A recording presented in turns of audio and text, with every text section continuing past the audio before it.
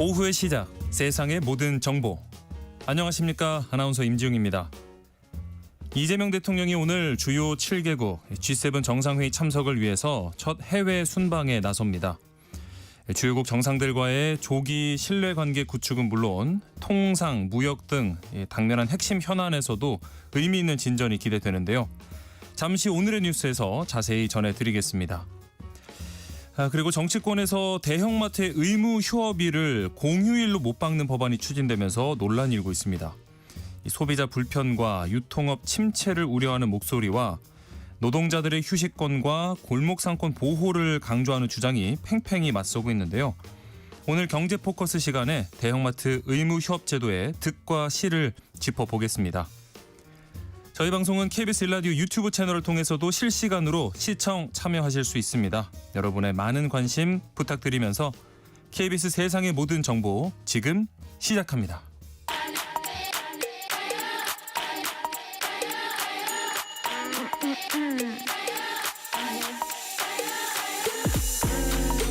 혹시 뉴스 빠뜨리셨나요? 한낮에 전해진 소식들 꼼꼼히 정리해드리겠습니다. 오늘의 뉴스 조현정 시사평론가와 함께합니다. 안녕하십니까? 네, 안녕하세요. 자, 이재명 대통령이 오늘 주요 7개국 G7 정상회의 참석하기 위해서 캐나다로 향하죠? 네, 현지 시각 오늘 오후에 캐나다 캘거리에 도착할 예정이에요. 근데 우리는 참관국 자격으로 초청을 받은 거고 1박 3일간 머무르게 되는데 취임 후 12일 정도? 네. 상당히 빠른 시일 내에 첫 외교 무대에 서는 거예요. 예. 그동안의 전례를 봤을 때 아무리 빨라봤자 취임하고 한 50일 이후에 혹은 70일 이후에 네. 이렇게 외교 무대에 갔는데 굉장히 빠른 거고 우선 함께 초청받은 다른 초청국들하고 양자회담 가질 예정입니다. 이번에는 호주, 우크라이나, 멕시코, 인도 등 7개국 정상이 초청된 거고요. 예. 이후에 이재명 대통령 부부는 캐나다가 초청하는 공식 일정에 참석하고 이튿날인 내일은 G7 공식 행사에 참석해서 참가국 정상들을 만납니다. 이후에 그 확대 정상회의에서 이재명 대통령이 에너지 공급망 다변화 또 AI 에너지 연계 등을 주제로 연설할 예정입니다. 네, 말씀해 주신 것처럼 취임 후에 초고속 외교 데뷔전인 만큼 앞으로의 어떤 외교 관계 설정이나 이재명 대통령이 표방하는 이 실용주의 노선을 어떻게 풀어갈지 관심이 쏠립니다. 네, 일단 이번 G7에서는 그러면 트럼프 대통령하고 이시바 총리하고 양자회담을 할 수 있을까? 네. 이 부분이 관심사고요. 일단 대통령실에서는 다자 간의 여러 일정들이 조율되고 있다는 입장입니다. 그리고 대통령실은 이번 순방을 두고 계엄 위기를 극복하고 민주 한국이 돌아왔다라는 메시지를 세계에 알리는 첫 국제 무대가 될 거라는 설명이에요. 예. 아무래도 이런 게 지금 임기 시작하자마자 일정이 굉장히 타이트한데도 참석을 결정한 배경은 아무래도 이런 이유들이 있을 걸로 네. 보이고요. 그리고 네. 실제로 정부 인선을 봐도 이재명 대통령이 안보실 3차장 중에 2명을 외교관 출신에 맡겼어요. 예. 이것도 또 실용 외교에 지금 무게추를 두고 있다라는 걸 보여주는 대목인 것 같고요. 그만큼 지금 이재명 대통령이 뭐 국내 정치를 잘하는 것도 중요하지만 과제가 첩첩산중이에요. 네. 아시다시피 뭐 한미 동맹에다가 관세 협상 문제가 크게 있고 중국 러시아하고의 초반 관계를 어떻게 설정할지 이것도 되게 까다로운 과제인데 네. 뭐 한미 동맹 한미일 공조 강화로만 너무 이제 기울이다 보면은 중국이나 러시아를 또 자극할 수 있는 문제가 네, 있고 네. 그런 와중에 이스라엘하고 이란 보복전이 지금 강대강으로 치달으면서 그렇죠. 외교 과제가 더 복잡하고 어려워진 상황이고요. 그리고 G7 정상회의 참여국들은 아마도 이런 요구를 할 수도 있어요. 대중국 견제 기조에 한국도 목소리를 내야 된다. 이래 버리면 이제 네. 또 중국이 반발을 할 것이고 그렇죠. 되게 어려운 상황이고요. 그리고 이번에 참관국으로 우크라이나도 참석을 하기 때문에 젤렌스키 대통령하고 회담할 가능성이 또 관심이 모아지고 있습니다. 네. 그리고 또 지금 이재명 대통령은 남북 대화 채널을 뭐 복원하든가 이런 쪽으로 움직이고 있고 그 북러 간의 그런 어떤 동맹 이 관계는 더 돈독해지고 있고 우크라이나 전쟁이 거기 걸려 있기 때문에 네. 젤렌스키 대통령하고 만나게 될지 또 만나면 어떤 이야기를 하게 될지 이것도 지켜봐야겠습니다. 그런 가운데 이제 국내에서는 지금 여야가 김민석 국무총리 후보자 인사청문 특위를 구성하고 내일부터 만나서 일정을 협의하기로 했죠. 네, 여야 뭐 공수가 바뀌고 치러지는 인사청문회들 이제 줄줄이 예고돼 있는데요. 네. 김민석 총리 후보 인사청문을 위한 국회 특위 구성 완료됐고 내일부터 여야 간 첫 협의에 나섭니다. 그러니까 이 협의라는 거는 앞으로 참고인 증인 누구로 채택할지 네. 뭐 향후 회의 일정 어떻게 할지 이런 것들을 내일부터 여야가 만나서 본격적으로 한다는 거고요. 예. 국민의힘은 당연히 파상 공세를 예고하고 나섰습니다. 네, 김민석 후보자 의혹들이 많으니까 이틀 청문회로는 부족하다. 최소 사흘 해서 뭐 더 연장해야 된다라는 네. 주장을 하고 있는 거고 김 후보자 의혹 크게 두 가지로 정리를 할 수 있는데요. 네. 허위 차용증 의혹 하나 있고 아빠 찬스 의혹 이렇게 두 가지입니다. 네. 먼저 그 김 후보자 아들 김모 씨가 2022년이에요. 고등학교 때인데 네. 동아리를 만들었고 그 표절 의무 교육 입법화라는 걸 목표로 이 동아리가 활동을 했다는 겁니다. 네. 그리고 2023년 그 이듬해죠. 그때 관련 법안이 실제로 국회에서 발의가 됐는데 네. 공동 발의자 명단에 김 후보자가 포함돼 있었다. 근데 이거는 아빠가 국회의원이 아니라면 이거 할 수 있었을까라는 것이고 네. 지금 아들은 미국 유명 사립대 다니면서 비영리 단체 설립해서 활동 중이에요. 근데 이 단체가 국회에서 세미나를 주최했고 이것을 또 김 후보자 의원실에서 진행했던 것으로 드러나서 논란이 되고 있는 겁니다. 네. 그런데 일단 김민석 후보자의 해명으로는 아들이 대학 입학할 때 이 법안 발의했던 내용, 동아리에서 활동한 내용을 넣지 않았다라고 주장을 하고 있어요. 예. 또 불법 정치자금 수수 전과가 있는 김민석 후보자가 이거는 일단 그 과거에 이미 전과가 있던 거예요. 그렇죠. 근데 그 당시 금품을 제공했던 인사로부터 또다시 돈을 빌렸다라는 점이 문제가 되고 있는데요. 그러면 이거는 뭐 차용금을 가장해서 돈을 빌렸다, 채무를 가장해서 정치자금이 아니냐 이런 의혹까지 거론되고 있는 겁니다. 네, 일단 김민석 후보자는 지금 뭐 정면 돌파하겠다는 의지를 보이는 것 같은데요. 네, 김민석 후보자 지금 하나씩 해명을 내놓고 있는데요. 네. 시급한 순서대로 채무를 다 갚았고 그 과정에 어떤 불법도 없었고 누진되는 세금을 납부하는 데 돈을 쓴 것이었고 공적 채무를 우선 변제하느라 상환 만기를 연장한 상태였다라고 설명하고 있어요. 그러면서 제 나이에 집 한 채 없이 아무리 불려잡아도 2억이 안 되는 재산에 어떤 비리가 틈타겠느냐 이렇게 되묻기도 했고요. 예. 어쨌든 야당은 국민의힘은 이런 고리를 잡아서 김민석 후보자 이제 스스로 거취를 결단해라 아니면 사퇴해라 혹은 대통령이 지명을 철회해야 된다 이렇게 압박하고 있고요. 예. 국민의힘으로서는 최근에 그 대선 패배 책임론으로 내홍이 너무 격화되고 있어서 이런 네. 내부 분열을 어떤 인사청문 전국을 계기 삼아서 좀 시선을 외부로 돌리려 한다. 그런 의도가 있을 것이다라는 관측이 나오는데요. 네. 뭐 청문회 지렛대 삼아서 여론 반전의 계기가 될 수 있다고 분명히 국민의힘은 보기 때문에 본격적인 대여 투쟁의 신호탄으로 삼을 것으로 전망됩니다. 네, 한낮의 교양 파트너 지금 여러분께서는 세상의 모든 정보와 함께하고 계십니다.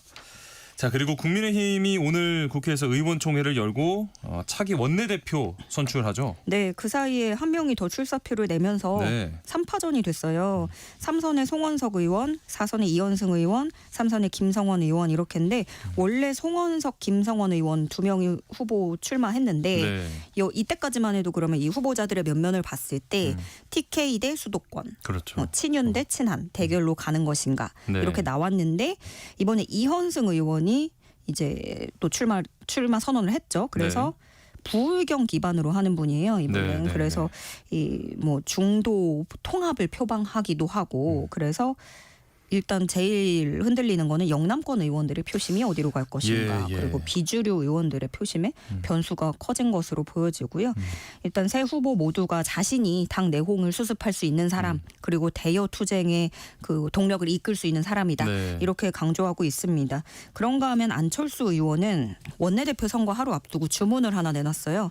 후보자 3명을 향해서 당을 죽을 각오로 쇄신해야 된다. 특검에 협조를 해야 우리가 변할 수 있다. 뭐 이런 주문을 내기도 했습니다만 네. 일단 세 후보 모두 여당에 굉장히 반발을 하고 있는 상황이고 네. 특히 이번 경선이 좀 주목할 만한 건 당 내부 신경전이 너무나 최고조에 이른 상태에서 치러지는 네. 선거잖아요. 네.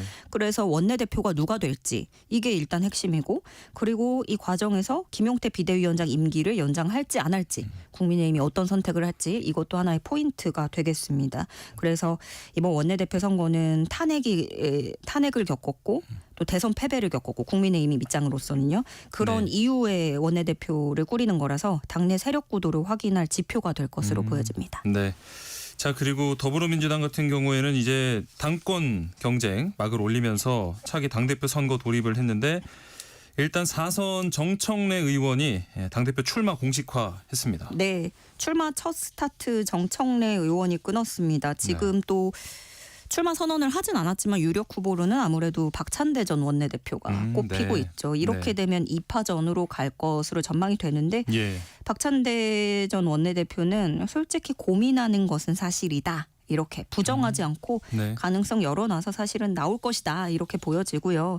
전례 등을 고려해서 원래 8월에 전당대회가 개최할 게 유력했는데 아무래도 좀 빨라질 수 있을 것 같아요. 네. 집권 초반에 이재명 정부 지금 드라이브를 굉장히 강하게 걸고 있기 때문에 협업을 하려면 이 당대표 얼른 뽑아서 그렇죠. 좀 전열을 가다듬는다. 네. 요렇게 갈 것 같고요.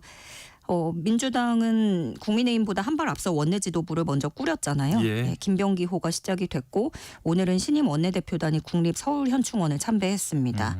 그래서 이에 따라서 이제 민생법안 처리에도 속도가 붙을 전망인데요. 네. 김병기 원내대표가 예고한 바에 따르면 지금부터 6개월이 개혁의 골든타임이다.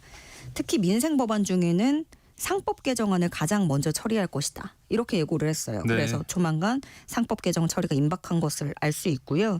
김병기 원내대표는 또 한 가지 얘기한 게 야당과의 만남을 정례화하겠다고 얘기를 했습니다. 네. 그래서 국민의힘 원내대표가 정해지면 신속하게 만나서 의견을 나누고 정례적으로 만나서 여야 간 간격을 최대한 줄이는 대화를 복원하겠다. 이런 부분을 강조했습니다. 예.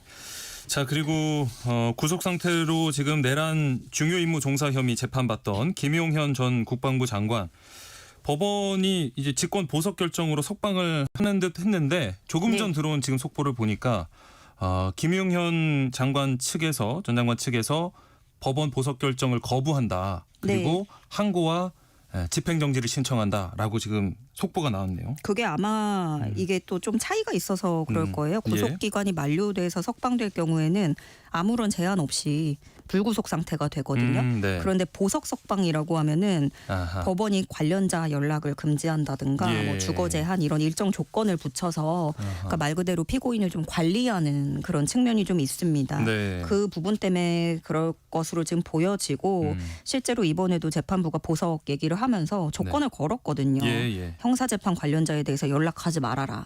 아마 이 부분에 대해서 받아들이기 어려워서 그런 거부를 한 것 같고요. 예. 그런가 하면 오늘은 이 윤석열 전 대통령 내란 우두머리 혐의 사건 7차 공판 열렸는데 방금 전에 또 취재진 질문에 역시나 답 답을 하지 없이 않고. 그렇게 법정으로 들어갔습니다. 그런가 하면 오늘이 이 7차 공판이긴 하지만 7차이지만 그 특검 임명한 뒤에는 첫 내란 재판인 그렇죠. 거예요. 네. 그래서 3대 특검 지금 분주하게 움직이고 있는데요. 뭐 특검보 인선이라든가 사무실 확보 이런 본격적인 수사팀 출범 앞두고 준비 작업에 한창이라고 전해지고 있습니다. 예. 자, 그리고 2차 추경 20조 원 규모가 되는데 이걸 어떻게 집행할지 놓고 일단 대통령실은 취약계층을 중심으로 지원하는 선별 지급을 유력하게 검토하고 있다고요? 네, 대통령실 경제성장수석실이 최근에 종합경기진단회의를 열었어요. 2차 추경 편성 논의하고 있는데 네. 이 SBS 취재에 따르면 그 경제성장수석실이 20조 원 추경 편성했을 때 네. GDP 재고 효과가 0.1%포인트 수준으로 크지 않다고 진단을 했다는 거예요. 예. 그래서 아마 대신에 추경에 대한 정부 메시지가 중요할 것이다. 그렇기 때문에 메시지를 잘 내야 된다. 좀 이렇게 강조한 것으로 파악이 됐고 네. 결과적으로는 그러면 취약계층과 지역을 우선 지원하고 좀 대내외 경제 여건이 좋지 않기 때문에 재정의 적극적 역할이 중요하다는 메시지가 필요하다는 방안이 논의된 것으로 전해졌다라고 SBS가 보도를 했어요. 그러니까 예. 이 말은 무슨 말이냐. 취약계층하고 지역을 우선 핀셋으로 지원을 하고 그렇죠. 그리고 대내외 경제 여건이 좋지 않아서 재정의 적극적 역할이 중요하다라는 부분은 우리가 재정 관리가 필요하다. 그래서 전 국민 줄 수 없다. 네, 이렇게 네. 판단을 했던 것 같아요. 예. 그런데 원래 민주당은 전 국민에게 줘야 된다라는 그렇죠. 기조였고 네. 지금도 민주당 안에서 여전히 전 국민에게 줘야 된다라는 목소리가 크기 때문에 이건 또 정부하고 여당의 네. 좀 협의가 더 필요해 보이고요. 그러니까 딜레마는 이거죠. 다 주자니 재원 조달이 문제고 선별로 지급하자니 세금을 더 내는 사람들의 불만도 만만치 않을 것 같거든요. 예. 이런 부분이 이제 이재명 대통령이 야당 대표일 때랑 대통령이 됐을 때랑 이런 딜레마가 있는 그렇죠. 거고요. 예. 또 지지난해 모두 역대급 세수 결손이 났기 때문에 올해는 작년보다 40조 원 이상 세수가 더 거쳐야 전망치를 달성할 수 있다는 계산이 나온 것으로도 알려졌습니다. 네. 자, 그리고 지금 이스라엘과 이란, 이스라엘이 이란을 타격하고 나서 이란의 또 보복 세례가 맞물리면서 이 중동 정세가 진짜 뭐 걷잡을 수 없는 소용돌이로 빠지고 있는데 네. 현재 상황은 지금 어떻습니까? 정말 뭐 양측이 대낮에 상대국 대도시 도심을 직접 타격하면서 네. 충돌 수위가 굉장히 높아졌습니다. 이란 수도 테헤란 한복판이 정오에 폭격당한 지 불과 1시간 만에 이란도 이스라엘 주요 도시를 향해서 미사일 쏘면서 보복했고요. 네. 이란에서 군 수뇌부 핵 과학자 등 추가 사망자가 더 나오고 있는 상황입니다. 근데 이란은 이스라엘이 먼저 시작한 거다라고 네. 얘기를 하고 있어요. 그게 예. 사실이기도 하고. 예. 문제는 민간 사상자도 크게 늘고 있고요. 이란 정부가 아예 공지를 냈습니다. 공습 경보가 울릴 경우에는 지하철역, 학교, 모스크 등으로 대피하라라고 했는데 그동안에는 공습이 있어도 이런 대피 요령을 안내하지 않았거든요. 네. 근데 이렇게 얘기한 것 자체는 국민들도 각오해라. 장기화 될 수 있다. 그렇죠. 이런 판을 깔아놓는 것 같아요. 네. 그런가 하면 또 반대로 이제 네타냐후 이스라엘 총리는 이란이 민간인 여성과 어린이들을 계획해서 살해했다는 것과 관련해서 아주 무거운 대가를 치르게 될 것이다 라고 얘기를 하고 있고 또 이란도 이스라엘이 그 침략 계속하면 더 고통스럽고 파괴적인 대응이 기다릴 것이다. 네. 이렇게 서로 으름장을 놓으면서 네. 맞받아치고 있는 상황이에요. 그런가 하면 우리 교민들, 이스라엘 교민들은 지금 영공이 폐쇄돼서 우리 정부 전세기 이용해서 뭐 어떻게 나가기도 어려워진 상태거든요. 네. 그래서 인접한 요르단으로 대피하는 방안을 추진하고 있습니다. 네. 모쪼록 피해가 없어야 되겠습니다. 네. 오늘의 뉴스 여기까지 하겠습니다. 지금까지 조현정 시사평론가와 함께했습니다. 고맙습니다. 네, 고맙습니다. KBS 라디오 세상의 모든 정보 함께하고 계신 지금 시각은 12시 37분입니다. 이 시각 교통정보 알아보겠습니다. 네, 먼저 고속도로 상황인데요. 경부고속도로 서울 쪽입니다. 양재부터 정체가 시작됐습니다. 반대 부산 방향으로는 남사 부근에서 막히고요. 도동분기점에서는 4차로에 승용차 고장나서 처리하고 있습니다. 경인고속도로 서울 방면 서인천에서 인천 요금소 사이 작업을 하고 있고요. 부천에서 신월까지 막힙니다. 영동고속도로 강릉 쪽으로 횡성휴게소에서 둔내 부근까지 2차로에 작업을 하고 있고요. 반대 인천 방향은 광교터널에서 북수원까지 막힙니다. 서울 양양고속도로 양양 쪽으로 가평휴게소는 고장난 차 서 있어서 주의가 필요하겠고요. 서양향에서는 화물차 고장난 차 서 있습니다. 다음은 서울 시내 상황인데요. 올림픽대로입니다. 잠실 방향으로 동작대교에서 시작된 정체가 반포대교까지 이어져 있고요. 이 구간 20분 정도 소요됩니다. 또 5차로는 작업으로 막혀 있어서요. 미리 차로 변경 필요하겠습니다. KBS 교통정보센터였습니다. 세상의 모든 정보는 청취자분들의 관심과 참여를 기다립니다. 방송 들으시면서 궁금한 점이 있거나 의견 공유하고 싶은 분들 계시면 문자 보내주세요. 추첨을 통해 모바일 쿠폰 보내드리겠습니다. 참여하실 번호는 샵 9730이고요. 짧은 문자 50원, 긴 문자 100원의 이용료가 부과됩니다. 콩 게시판을 통해서는 무료로 참여하실 수 있고요. KBS 1라디오 유튜브 채널을 통해서도 실시간으로 시청 참여하실 수 있습니다.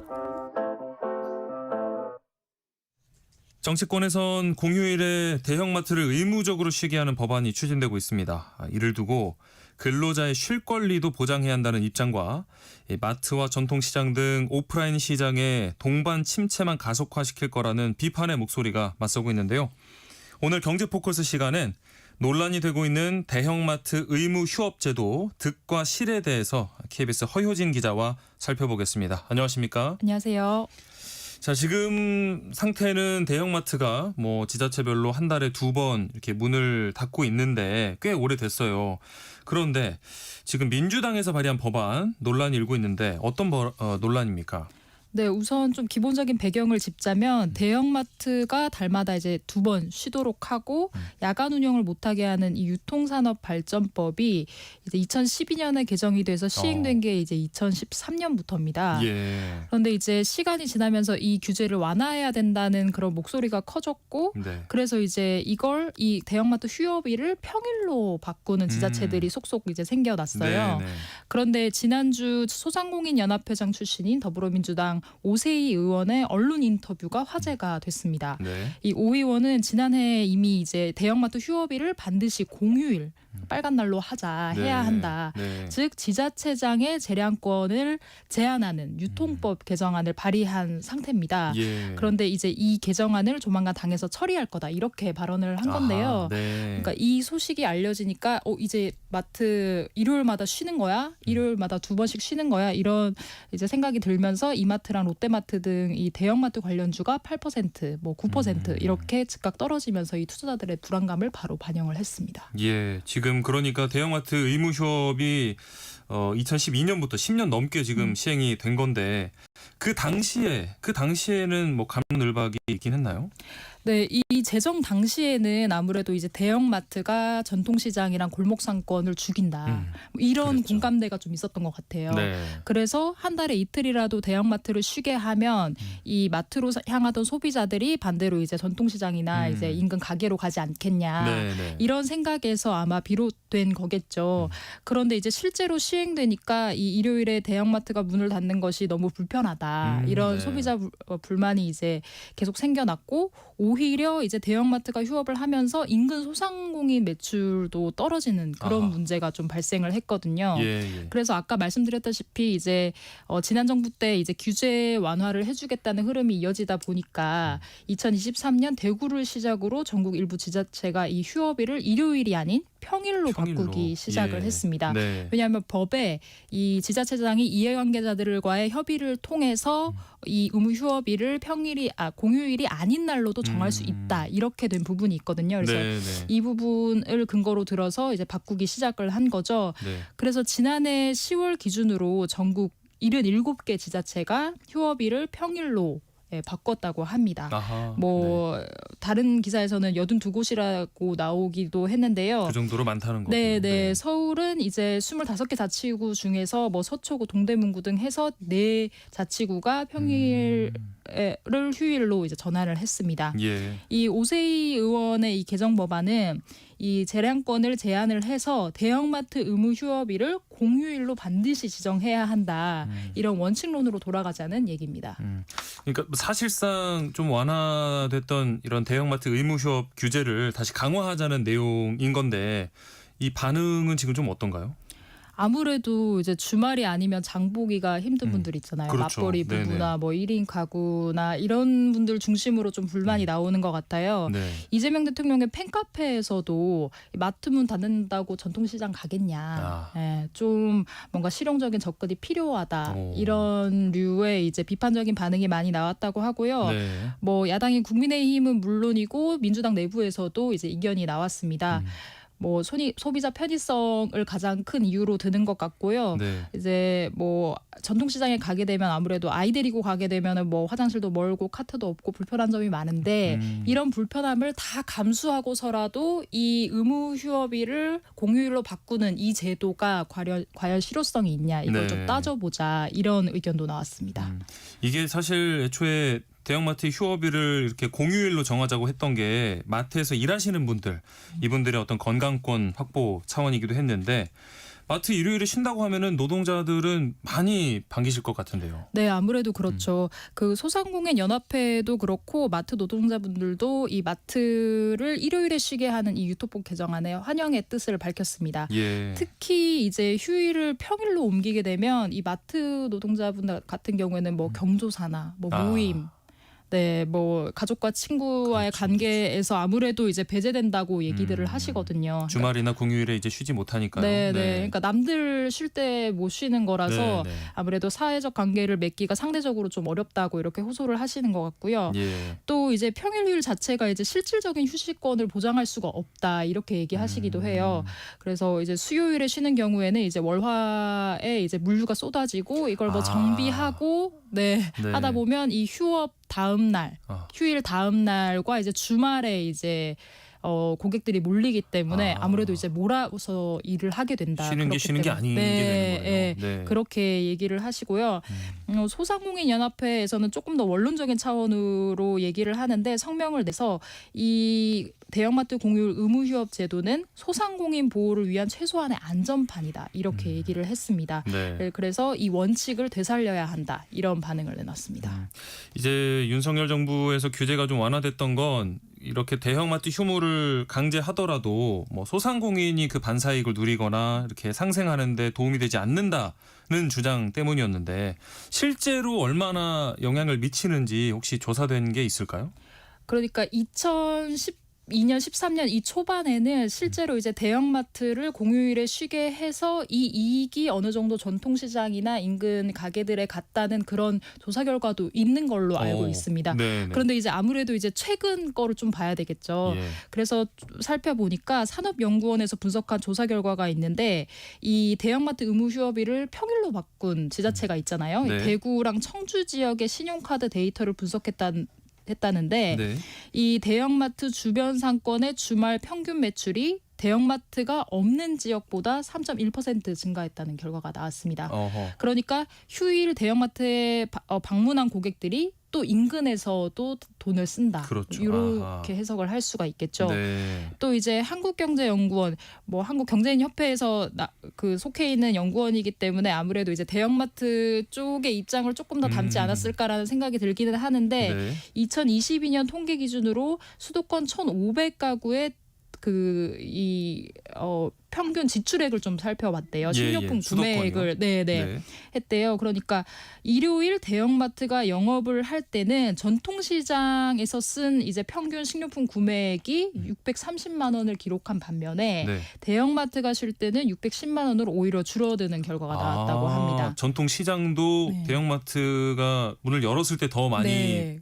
찾는군요. 그렇죠. 그러니까 이제 요새는 사실 장 보는 방법이 가거나 아니면 이렇게 앱으로 뭐 온라인으로 배달시켜서. 하거나 네. 이렇게 이분법화되어 있다고 좀 볼 수도 있을 것 같은데, 그러니까 장을 보러 외출을 한다고 하면 대형마트도 가고 뭐 인근마트도 네. 가고 이런 식으로 좀 약간 이 대체적인 관계가 아니라 약간 보완적인 그러네요. 성격으로 좀 바뀌지 않았나 이렇게 좀 해석을 해볼 수 있을 것 같습니다. 예. 최근에는 또 이제 대형마트들의 이제 매출이 계속 하락세에 있고 또 이 대형마트에 납품을 하거나 입점하는 업체들이 결국에 이제 소상공인이다. 이런 점도 좀 부각되고 있는 실정입니다.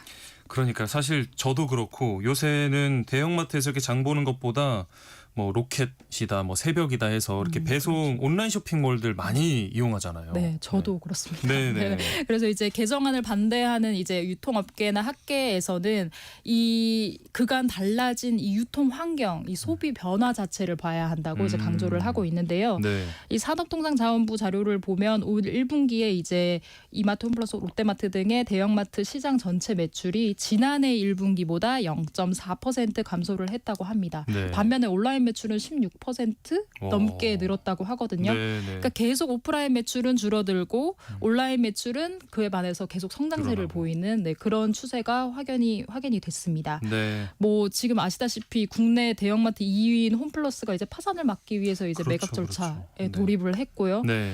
이커머스 선두에 있는 쿠팡은 지난해 연매출이 41조 원이라고 하는데 이게 이제 대형마트 판매액 다 더한 것보다 커요. 훨씬 넘는다고 하니까요. 네. 네, 얼마나 이렇게 오프라인을 주축으로 이제 성장을 하고 있나를 볼 수 있을 것 같습니다. 예. 그렇다고 하면 이제 뭐 대형마트가 쉰다고 해서 그러면은 진짜 이 온라인몰에서 사는 사람이 많냐? 대형마트가 쉰다고 그럼 온라인몰에서 사는 사람이 많냐라는 네. 질문을 해보자면 예스라고 할 수 있을 것 같아요. 왜 그러냐면 아까 말씀드린 이 한국경제연구원 조사 결과를 다시 보자면 예. 이 수도권 1,500가구가 대형마트가 휴일인 날에 네. 이 어디에 돈을 썼냐, 네네. 어떤 방법으로 돈을 썼냐를 보니까 이 온라인몰이었다는 거거든요. 아하, 오. 네, 그래서 이거를 구체적으로 이제 수치를 보면 이 온라인몰에 쓴 평균 구매액이 8,770만 원이라고. 와, 직접적인 이 연관성이 드러났네요. 네. 그래서 대형마트가 일하는 일요일보다 130만 원이 많았다고 하거든요. 그러니까 이제 대형마트가 쉬는 일요일에는 뭐 고객들이 이제 뭐 전통시장 가는 것보다는 아하. 오히려 이제 온라인몰을 택한다는 것을 볼 수 있습니다. 네. 일각에서는 이 대형마트 휴업일 규제가 시작일 뿐이다 이렇게 보는 시각도 있어요. 네, 이게 아직 이 법안이 국회 상임위를 통과한 것도 아닌데 왜 이렇게 좀 화제가 됐냐, 왜 이렇게 주목을 받았냐, 그만큼 현실성이 높다고 본 거거든요. 예. 뭐 대통령 공약까지는 아니었지만 민주당에서 지난 3월에 내놓은 민생 의제 20개 가운데 하나가 바로 이 대형마트 의무 휴업 일 규제였습니다. 예. 이 밖에도 이제 민주당을 중심으로 유통업 전반에 걸친 규제 입법이 상당히 많이 발의가 돼 있는 상태예요. 그중 하나가 이제 올해 12월로 종료되는 기업형 슈퍼마켓 SSM의 전통시장 그 반경 1km 이제 이내 출점을 제한하도록 하고 있는데 네. 이거를 5년 연장하는 법안이 나와 있고요. 또 이제 이 출점 제한 대상을 백화점, 면세점, 아울렛 등으로 확대하는 법안 또한 나와 있습니다. 예. 또 대형마트가 이제 지역 협력 계획을 이행하지 않으면 강제금 등을 부과할 수 있도록 한 좀 더 센 법안도 국회에 올라가 있는 실정이거든요. 이렇다 보니까 이제 대형마트 등 오프라인 유통업계에서는 이 규제가 다시 강화되는 거 아니냐 이런 우려가 나올 수밖에 없겠죠. 이 뭐 백화점, 면세점도 말씀을 해주셨는데 이 복합 쇼핑몰도 대형마트처럼 이렇게 의무 휴업일을 둬야 한다는 법안도 발의가 돼 있다면서요? 네, 뭐 요새는 복합 쇼핑몰 방문하시는 분들 참 많으실 그렇죠. 텐데요. 휴일이면 더 많고요. 네. 그래서 국회 의안 정보 시스템, 그러니까 발의된 법안들을 볼 수 있는 그 시스템에 따르면 22대 국회에서 발의된 이 유통산업발전법 관련한 것들이 총 14건인데 이 중 8건이 이런 의무 휴업일 또는 영업시간 제한과 관련된 내용이라고 합니다. 네. 그래서 말씀하신 대로 그중 하나는 이제 뭐 대형마트와 준대규모 점포 이외에도 면세점, 복합 쇼핑몰, 뭐 백화점, 아울렛 전문점까지 이 의무 휴업일을 공휴일로 해야 하고 이걸 또 이제 좀 구체적으로 뭐 추석이나 설날이나 뭐 이런 식으로 하는 방식으로 좀 더 이제 대형마트 내지는 조금 더 넓혀서 네, 이걸 네. 좀 규제를 좀 강화하는 방향으로 좀 많이 발의가 돼 있는 것 같아요. 네. 그러면 당장에 이 대형마트 의무 휴업일 지정이 이루어질 가능성은 얼마나 될까요? 이게 워낙 이제 좀 화제가 되다 보니까 민주당에서는 일단 선을 긋는 분위기입니다. 네. 대형마트 의무 휴일을 공휴일로 하자는 게 당론은 아니다. 이렇게 설명을 했더라고요. 네. 또 이제 법안을 발의한 오세희 의원도 역시 이제 과도한 논란이 되고 있다. 네. 페이스북을 통해서 이렇게 얘기를 하면서 이제 이 의무 휴업일 제도의 취지와 또 국민 편익, 또 전통시장 및 골목상권 보호, 또 기업의 영업 자유 등 다양한 요소를 종합적으로 고려해서 법안 소위에서 면밀히 심사하겠다 이렇게 밝혔습니다. 예. 이제 이재명 대통령이 이제 경기 부양을 위한 조기 추경 이제 추진하고 있잖아요. 네. 그러니까 돈이 풀린다는 기대감이 많이 이제 전반에 그렇죠. 퍼져 있고 네. 유통업계에서도 좀 기대하는 분위기거든요. 네. 근데 이제 동시에 이제 이재명 대통령이 성남시장이랑 경기도지사를 거치면서 이제 소상공인과 자영업자를 위한 정책을 우선시하는 거는 좀 이게 좀 흐름이 뚜렷해 왔거든요. 네. 그래서 이제 이 사실 전망이 엇갈리고 있습니다. 예. 그러니까 경기를 부양하면서도 이제 상생을 해야 하는 어떤 정말 이제 복잡한 그렇죠. 문제에 좀 직면을 한 건데 사실 근데 이렇게 다시 보자면 대형마트 휴업일을 평일로 전환한 곳이 뭐 많다고 볼 수도 있지만 또 이렇게 전체적으로 보면 그렇게 많지는 않거든요. 그래서 네. 이제 매출에는 크게 영향이 없을 거다. 이렇게 보는 분석도 분명히 존재를 합니다. 네. 그래서 정권 초기에는 이 기업에 대한 규제 이미지를 각인하는 것보다는 이 법을 진짜 통과시켜서 이렇게 규제한다. 이런 이미지를 주는 것보다는 이 법을 현행 그대로 두면서 이 실효성을 높일 수 있는 대안을 찾거나 좀 시기를 저울질하지 않을까 그렇게 일단 예상이 됩니다. 네. 여러 곳에서 이제 목소리를 듣고 최대한 좀 많은 의견을 담아서 하나로 정해지면 좋겠고요. 그 과정에 우리 청취자분들의 목소리도 많이 전달해 드릴 수 있도록 하겠습니다. 세상의 모든 지식 월요일 경제 포커스 오늘 여기까지 하겠습니다. 지금까지 KBS 허효진 기자와 함께했습니다. 고맙습니다. 감사합니다. KBS 세상의 모든 정보 1부 순서 여기서 마무리하겠습니다. 이어지는 2부에서는 하프타임 뉴스 또 이다혜 북마크 그리고 한 끼 실록 코너까지 기다리고 있습니다. 계속해서 많은 청취 부탁드리겠습니다. 저는 2부 1시에 다시 찾아오겠습니다.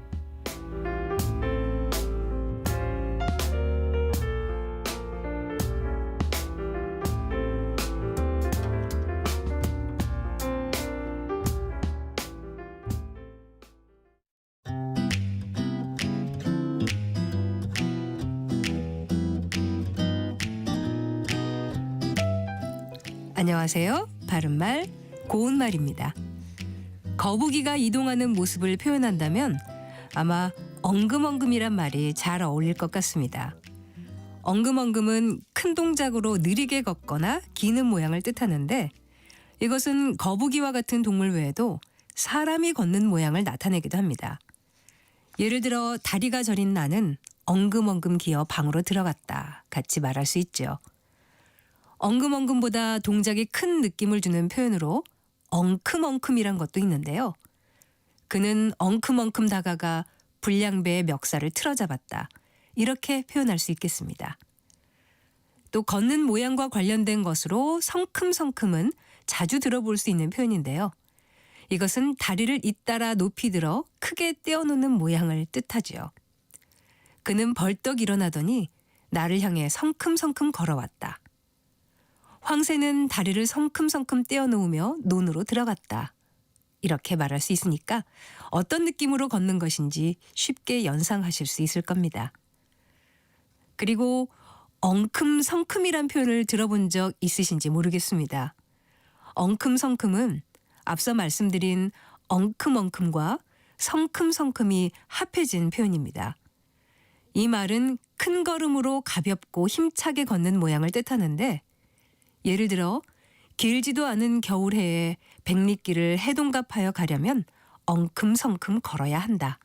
이렇게 표현할 수 있겠습니다. 지금까지 바른말 고운말 아나운서 국혜정이었습니다.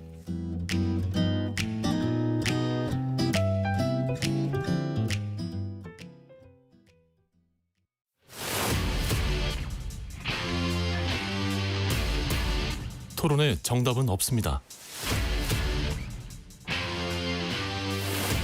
토론이 세상을 바꿀 수도 없습니다. 하지만 질문은 새로운 세상을 만들 수 있습니다. 질문으로 올바른 세상을 만드는 첫걸음. 평일 저녁 7시 20분 KBS 열린 토론.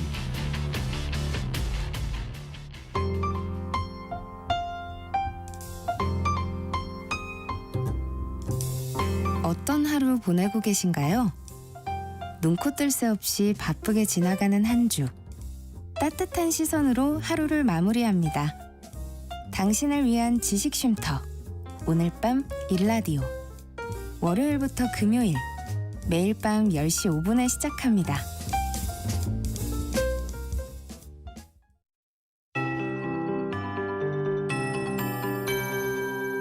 KBS 58분 날씨. 비가 그쳤던 중북부 지방 곳곳에 다시 비가 내리고 있습니다. 중부 서해안에서 강하게 발달한 비구름이 들어오면서 지금 충남 당진에는 시간당 20mm 안팎의 장대비가 쏟아지고 있고요. 인천과 김포, 안산 등에도 다소 강한 비가 오고 있습니다. 또 충북과 남부 지방 곳곳에도 비가 내리고 있습니다. 대기 불안정이 심해지고 있어서 서울을 비롯한 중부 지방에 갑작스럽게 비가 다시 쏟아질 수 있어 우산을 잘 챙겨서 다니셔야겠고요. 앞으로 전국 대부분 지역에 5에서 30mm 정도의 비가 더 오다가 퇴근 시간 무렵에는 그칠 것으로 예상됩니다. 다만 강원 내륙과 산지는 저녁까지 이어지는 곳이 있겠습니다. 지금 흑산도, 홍도와 울릉도, 독도에는 강풍주의보가 발효 중이고 서해안과 제주도도 바람이 강하게 불고 있어 주의하셔야겠습니다. 한낮 기온은 서울, 광주, 제주 28도, 강릉 29도, 대구 30도, 부산 26도 등으로 어제보다 1도에서 5도 정도 낮겠지만 높은 습도 때문에 체감 온도는 30도를 넘어서는 곳이 많아 후덥지근하겠습니다. 내일은 전국이 대체로 맑겠지만 대기가 불안정해서 강원 내륙과 충청 이남 지방에는 소나기가 오는 곳이 있겠습니다. 현재 서울의 기온은 25.1도입니다. 송소진입니다.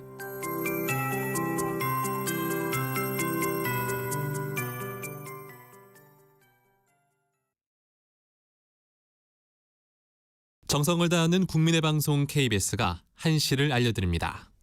AM 711kHz, FM 97.3MHz, KBS 1라디오입니다. HLKA.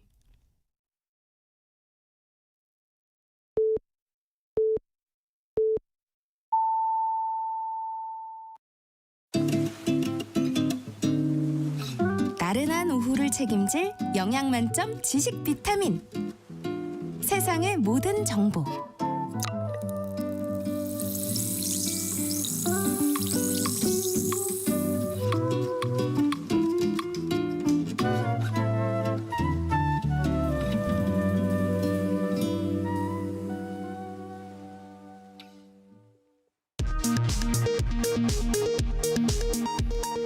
이 시각 라디오 정보센터 뉴스입니다. 이재명 대통령이 오늘 주요 7개국 정상회의 참석을 위해 캐나다로 출국합니다.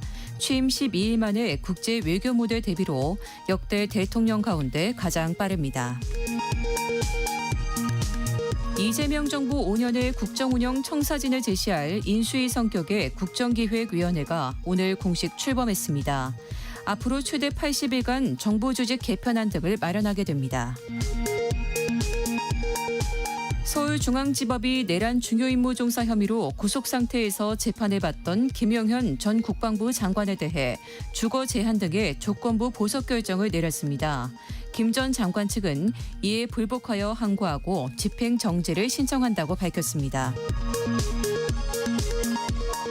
김건희 여사 관련 의혹 수사를 맡은 민중기 특검이 특검보 후보 8명을 대통령실에 추천하면서 본격적인 수사팀 구성에 착수했습니다. 순직 해병 사건 수사를 맡은 이명현 특검도 인선을 서두르고 있습니다. 보수 성향 교육단체 리박스쿨 관련 기관이 전국 50여 개 학교에 총 40여 명의 강사를 출강시킨 것으로 확인됐습니다. 지금까지 라디오 정보센터 뉴스 정한나였습니다.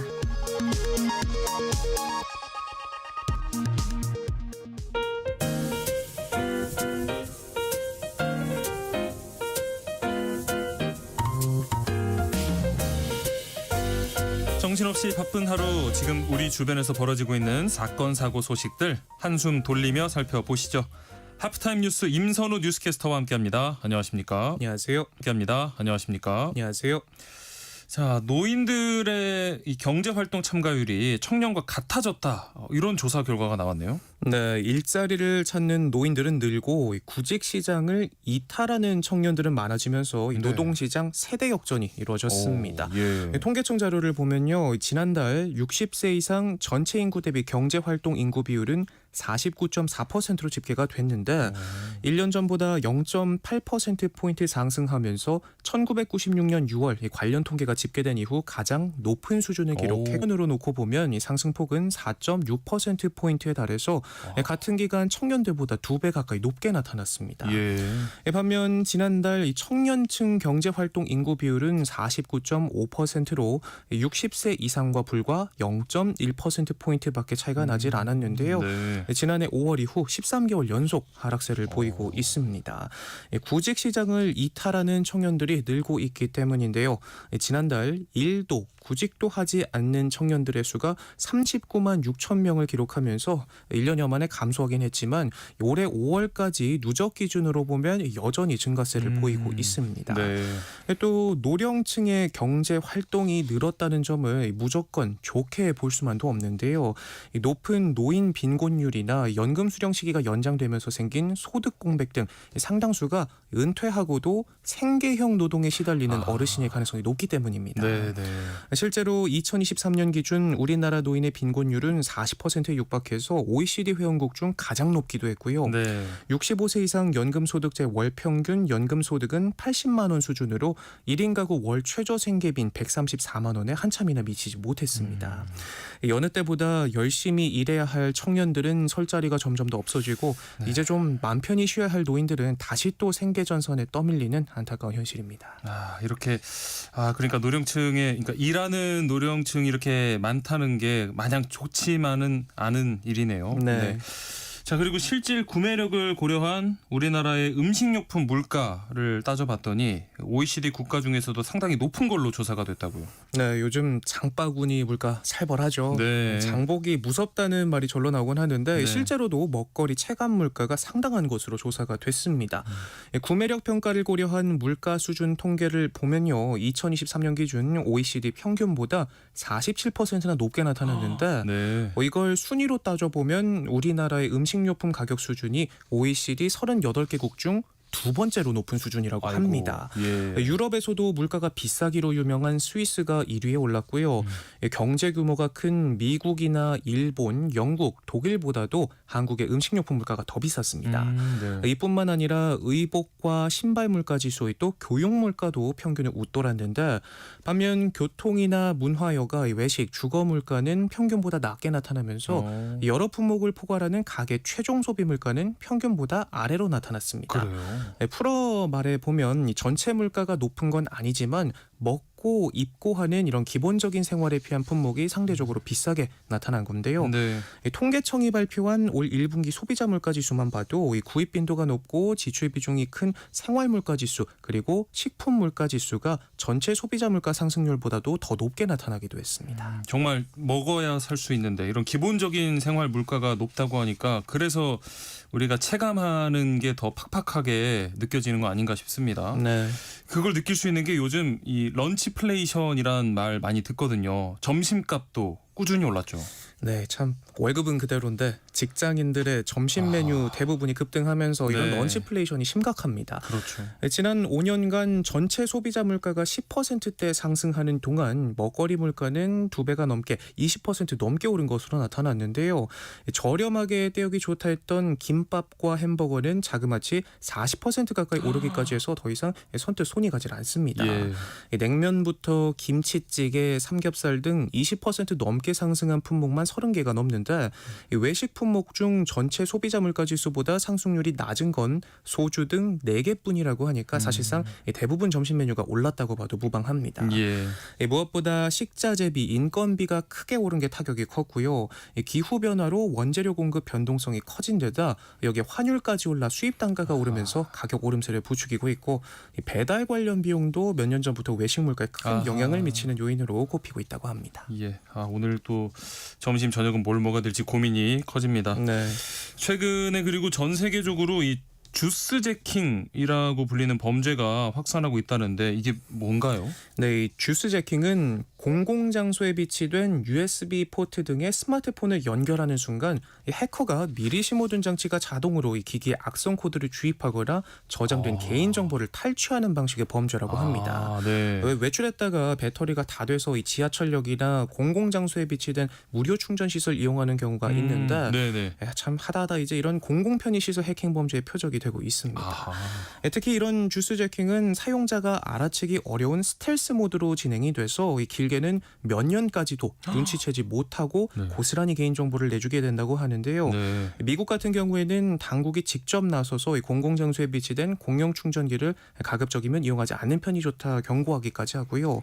애플과 구글 같은 주요 IT 기업들도 이 핀코드나 비밀번호 입력 같은 보안 조치를 추가하는 등 대응에 나서고 있는데 무엇보다도 예방이 가장 중요하겠죠. 예. 전문가들은 공공 USB 포트 사용을 피하고 이 개인용 보조 배터리나 부득이한 경우에는 콘센트형 충전기를 사용할 것을 권고하고요. 네. 또 데이터 전송 기능이 차단된 이 전용 USB 어댑터가 있거든요. 이런 제품을 사용하는 것도 도움이 되고 또 스마트폰의 USB 디버깅 기능을 비활성화시키거나 출처불명의 연결 요청이나 알림은 무시하는 게 이 주스 재킹 위협으로부터 스마트폰을 보호할 수 있는 방법들입니다. 네. 가뜩이나 요새 개인정보 해킹 이슈가 여기저기서 터지고 있는데 참 방법도 각양각색이라 골칩니다.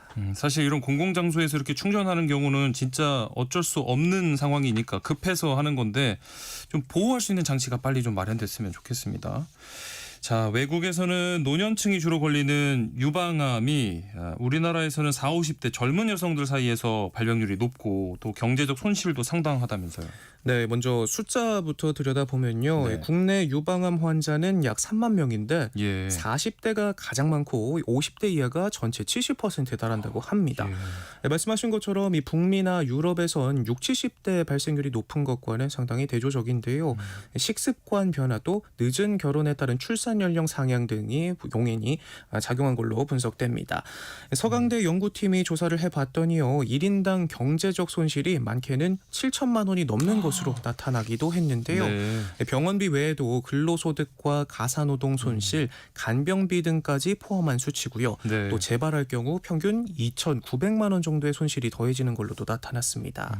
이 소득 감소의 타격이 큰 데다가 이 조기 유방암 치료약 대부분이 비급여 항목이라 1회 치료에 3,400만 원씩 드는 점도 큰 부담이고요. 네. 한창 일할 나이에 걸려서 경제적 손실이 더 큰 만큼 지원을 확대해야 한다는 지적이 나오고 있습니다. 네. 그런가 하면 지방에 거주하는 환자가 이 서울에 있는 병원 이용하면서 발생하는 비용이 연간 수조 원에 달한다고 해요. 네, 지방 환자들이 소위 빅5로 불리는 서울 상급 종합병원으로 몰리면서 발생하는 사회적 비용이 연간 4조 원에 달하는 것으로 추산이 됐습니다. 지역 간 의료 불균형 문제를 지적하는 목소리는 꾸준히 나왔지만 그 심각성을 보여주는 수치적 근거가 처음으로 나온 건데요. 왕복 교통비와 서울 숙박비만 더해도 이 지역 환자들의 부담은 약 4,100억 원이나 됐고요.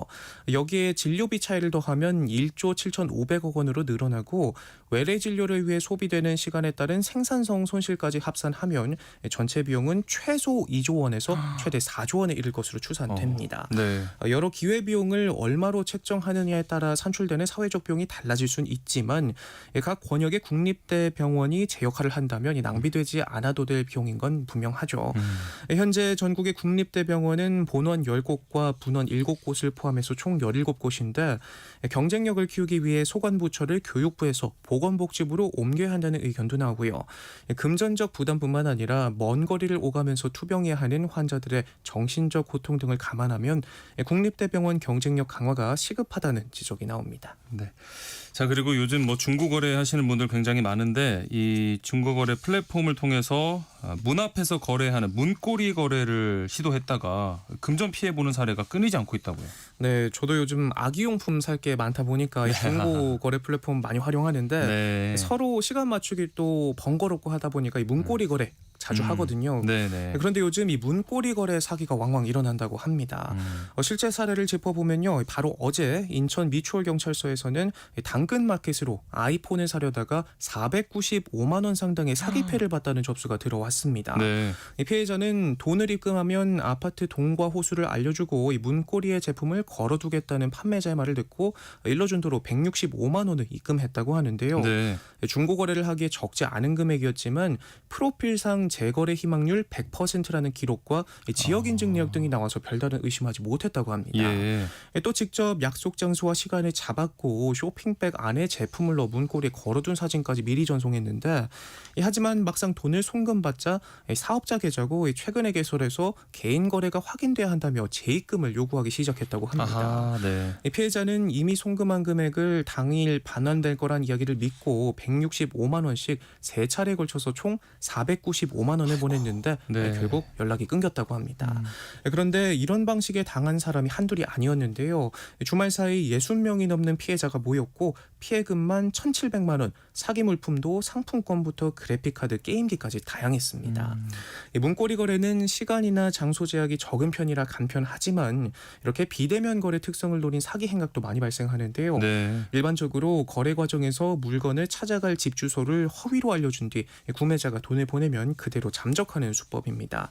또 이번 사례처럼 대여비를 지불하고 평판이 좋은 당근마켓 계정을 빌려서 범행에 활용하는 경우도 있기 때문에 네. 기존 거래 내역이나 지역 인증을 고지고대로 믿었다가는 큰 피해를 볼 수 있으니까요. 중고거래는 웬만하면 꼭 얼굴 마주보고 하는 게 가장 현명한 것 같습니다. 이런 거 뭐 누가 속아 나는 절대 안 속아 하더라도 혹시 나에게 이런 일이 오면은 자신도 모르는 사이에 속을 수 있거든요. 항상 경계하고 조심하셔야 하셔야겠습니다. 네. 자, 우리나라도 이제 뭐 마약 청정국 아니다라는 얘기 많이 하는데 마약 사범이 2년 연속 2만 명대를 기록했다고요? 네, 지난해 수사당국에 적발된 마약류 사범이 2만 3천여 명으로 2년 연속 2만 명대를 기록했는데 네. 수치가 처음으로 집계된 1985년과 비교하면 20배에 달합니다. 20배. 네, 특히 20, 30대 세대가 차지하는 비율이 꾸준히 늘어서 이 지난해 전체 60%를 넘어선 것으로 나타났는데 네. SNS를 이용한 비대면 온라인 마약 거래가 빠르게 늘면서라고 하네요. 말씀하신 것처럼 더 이상 마약 청정국이라고 부르기는 어려워 보입니다. 예. 자, 그리고 저희 하프타임 뉴스에서도 앞서 소식 전해드렸었는데 이 스토킹 하던 여성을 대구에서 살해하고 세종시로 달아났던 피의자가 검거됐네요. 네, 도주 나흘 만인 지난 토요일 세종시에서 붙잡혔는데요. 지인과 연락을 주고받다가 세종시 조치원에 잠복한 경찰에 덜미를 잡혔습니다. 예. 이 남성은 스토킹하던 피해 여성을 흉기로 협박해 경찰이 구속영장을 신청했는데 수사에 협조하고 있다는 이유로 법원이 영장을 기각했다가 한 달 뒤쯤인 지난 10일 대구 달서구에 있는 피해자 집에 들어가 살해하고 도주했다가 이제서야 붙잡혔습니다. 네. 붙잡힌 뒤 혐의를 인정하느냐는 기자들의 질문에는 아무런 대답도 하지 않았고요. 경찰은 이르면 오늘 구속영장을 신청할 계획입니다. 스토킹 범죄가 흉악범죄로 이어지는 사건이 잇따르고 있는데 재범 가능성이 높을 뿐 아니라 이번 사례처럼 피해자 목숨까지 위협한다는 점에서 당국이 구속수사 등 피해자 보호 중심으로 대응을 강화해야 한다는 목소리가 커지고 있습니다. 네, 하프타임 뉴스 임선우 뉴스캐스터와 함께했습니다. 오늘 말씀 고맙습니다. 고맙습니다. 제주도에는 하루 종일 장대비가 이어질 것으로 보이지만 서울에는 오락가락하던 약한 빗줄기도 거의 그쳤는데요. 이런 날 자칫 우산 깜빡 놓고 다니기 쉽죠. 오늘 준비한 노래는 1996년 발표된 김건모의 빨간 우산입니다. 함께 들어보시죠. 오늘 점심 메뉴 추천. 귀로 듣는 푸짐한 지식 한 상 어떠세요? 세상의 모든 정보. 아나운서 임지용입니다. 청취자 여러분의 책장을 알차게 채워드리는 이다혜의 북마크. 시내 21 이다혜 기자 자리했습니다. 안녕하십니까? 네, 안녕하세요. 이번 주에 출판계 큰 행사가 있죠. 서울 국제도서전 열린다고요? 관심 뜨겁더라고요. 네, 2025 서울국제도서전이 6월 18일부터 22일까지 서울 삼성동 코엑스에서 열립니다. 네. 한국 포함해서 17개국의 530여 개의 출판사와 출판 관련 단체들이 도서전에 참여를 하고 있고요. 네. 독일, 영국, 태국, 사우디아라비아, 프랑스 등 해외 16개국 100여 개의 출판사와 단체는 국제관 부스를 운영을 합니다. 네. 국내관에는 430여 개 출판사 그리고 출판 관련 단체가 참여하는데요. 북마켓 운영, 도서 전시, 강연, 사인회 같은 이벤트를 기획하고 있습니다. 네. 올해 도서전은 그러면 주제는 뭘까요? 예, 해마다 그 주제를 선정해서 관련한 책들을 선보이고 하는 방식으로 진행이 되고 있는데요. 네. 올해 도서전 주제는 믿을 구석입니다. 그러니까 믿을 우리가 구석. 네네 살면서 힘들고 지칠 때 믿을 구석 하나씩은 필요하다라고 얘기하잖아요. 네네네. 그래서 그게 어떤 경우에는 가족일 수도 있을 것 같고 취미 활동일 수도 있을 것 같은데 이제 책이야말로 우리가 믿을 수 있는 그렇죠, 그런 그렇죠. 무언가가 아닐까. 무언가가 되어야 한다라는 느낌으로 믿을 구석이라고 하는 주제를 정한 게 아닐까라고 생각을 하고 있습니다. 네. 이번 도서전의 주빈국이 대만이라고요. 네, 이 해마다 주빈국을 선정해서 그 주빈국의 뭐 작가들을 초청해서 행사를 많이 기획하고 네. 그리고 관련한 책들도 많이 선을 보이는 방식으로 진행이 되고 있는데요. 예. 올해는 대만이 선정이 되었습니다. 그래서 뭐 천쉐, 천수홍을 비롯한 이제 대만 작가들 여러 명이 한국을 방문하고 있고요. 네. 또 한 가지는 이제 이 작가들의 책들이 또 굉장히 많이 선을 보인 거예요. 그래서 사실 한국에서 대만 작가들의 책이 그렇게 폭넓게 사랑을 받는 편은 아니었는데 네. 최근 몇 년 동안에 약간 이 대만 작가들의 책들이 많이 언급되기 시작하면서 네. 이번에는 아예 이제 도서전 주빈국으로도 선정이 된 겁니다. 그 이번 도서전의 출판사들이 많이 참여했다고 들었어요. 네, 어느 출판사가 뭐 535곳이니까요. 네네. 진짜 많습니다. 그러니까요. 심지어 이게 작년보다 83곳이 늘어난 거예요. 와. 이게 아주 정말 이 도서전 얘기는 한 1박 2일 동안 할 수 있을 것 같은데 네. 일단은 코로나 이전에 그 도서전이 이제 한동안 약간 내리막이었어요. 네, 네. 네. 특히나 그 도서전까지 이전에는 네. 도서전에 가면 부스마다 책을 엄청나게 할인을 했습니다. 아하. 네, 그래서 아예 수트케이스를 끌고 가서 네, 네. 책을 막 정말 쓸어 한 가지 담아서. 사시는 분들이 정말 많았던 거예요. 네. 그랬는데 도서전까지 이후에는 뭐 도서전 간다고 해도 무슨 할인폭이 크거나 한 게 아니니까 네. 굳이 여기서 내가 사서 짐을 가지고 가는 건 필요 없잖아 같은 식으로 되면서 점점 인기가 사그라들고 있었단 말이죠. 네. 그러다가 코로나가 터졌습니다. 아하. 그러면서 이 행사 자체가 불발된 거예요. 그렇죠. 그런 시간이 지나면서 이제 2023년도부터 다시 이 도서전이 기획이 됐는데 네.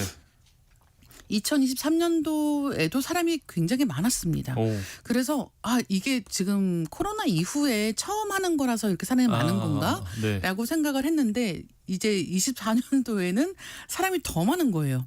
그래서 주말에는 정말 어느 정도였냐면 이러다가 무슨 사고 나는 거 아닐까라는 생각이 그 들 정도로. 정도로 사람이 많은 오, 거예요. 네. 네, 그래서 이제 이번에는 더 장소가 넓은 곳으로 이제 홀을 옮기기도 하고 그리고 실제로 또 많은 분들이 찾으실 것으로 예상이 되기 때문에 출판사들이 뭐 제가 얘기 들은 걸로는 한 6개월 전부터 준비하는 곳들도 있다고 와. 할 정도로 네네. 예, 뭐 어떤 책을 그때 낼 것이냐, 어떤 굿즈를 낼 것이냐 이런 것들을 가지고 굉장히 열심히 준비를 하고 있다고 들었습니다.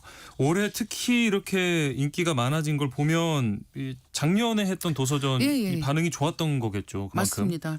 예, 그래서 많은 사람들이 온다. 그러니까 예를 들면 요즘에 진짜 책 안 팔린다라는 이야기가 주를 네. 이루고 있음에도 네네네. 불구하고 작년에 해보니까 정말 그 현장 분위기가 좋은 거예요.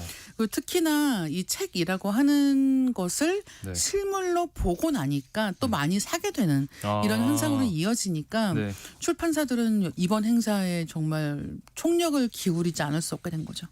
그래서인지 올해 진행되는 이 도서전 입장권 완판됐다는 소식 들었습니다. 완판됐는데 이것도 네. 좀 문제가 있어요. 왜냐하면 예.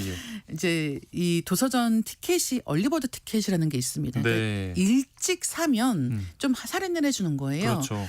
그래서 이제 일찍 사세요, 싸게 사세요 같은 느낌으로 이 얼리버드 티켓을 운영을 하는데 얼리버드 티켓 판매 기간이 끝났어요.